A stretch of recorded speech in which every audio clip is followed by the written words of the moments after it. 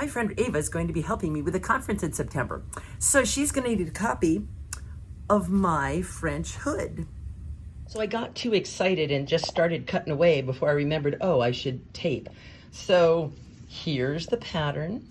And then I use plastic canvas. I learned this trick from somebody in the SCA.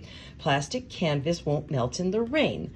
Not that you want to get caught in the rain, but it's kind of nice to have something sturdy. So you have to like put extra layers so that you can't look in a sunny day, go, oh, look, there's plastic canvas in there. But that was step one. I cut out that. And then I have cut out the first back piece. I just have to finish cutting that inside line. Now I've got the stiff part, the center thing to make it less see-through, a front and a back. I stacked them all together and went outside, and it's nice and sunny out, and yet you cannot see light of day. You cannot see the plastic edge of the canvas through these layers. So now I'm going to tack them all down. So here's the next step. The interlayer is sewn and tacked all the way around. This step is going to be fun. I get to wrap the blue around the lining and tack to it without going all the way through to be seen on the outside. And the next step, I've got that all tacked down.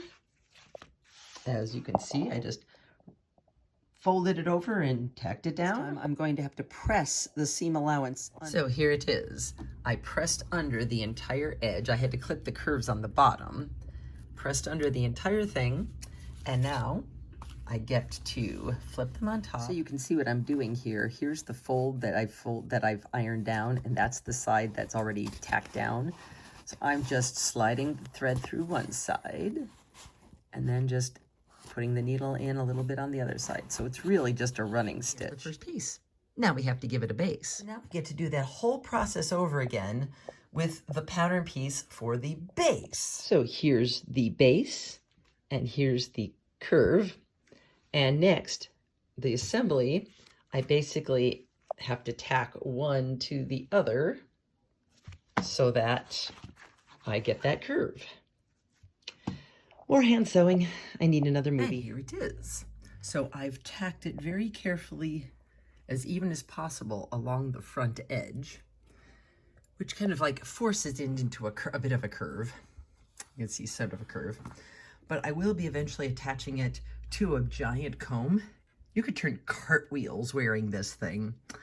But once I attach this, you can see it'll curve a lot more. But before I do that, I'm first going to decorate it. Oh my God, options. So there's a lot of these that, way too wide, although I could, cover the whole thing perhaps, but maybe not. And a lot of these are just, they don't curve very well around the edge. But so I think I'm going with this guy. I'm going to put along the front edge along here. And then I'm going to take the gold pearls and whip stitch it right along the top edge of that. This is going to be adorable. Next, I get to do, as I said before, I'm going to attach. Here I am halfway in progress. I'm basically whip stitching between each tooth all the way along the inside edge. I have ways to go. Ta-da! She's beautiful. Only one step left. Now I have to attach a veil. So I got excited again and did this without filming, but all I've done now is cut a square, and I've hemmed all the edges for the veil, which it didn't iron all the wrinkles out, and now I've put a gathered thread through this one end. So I'm going to pull the gather thread, and then I'm going to attach it to the inside edge. So on its predecessor, it's going to look like that.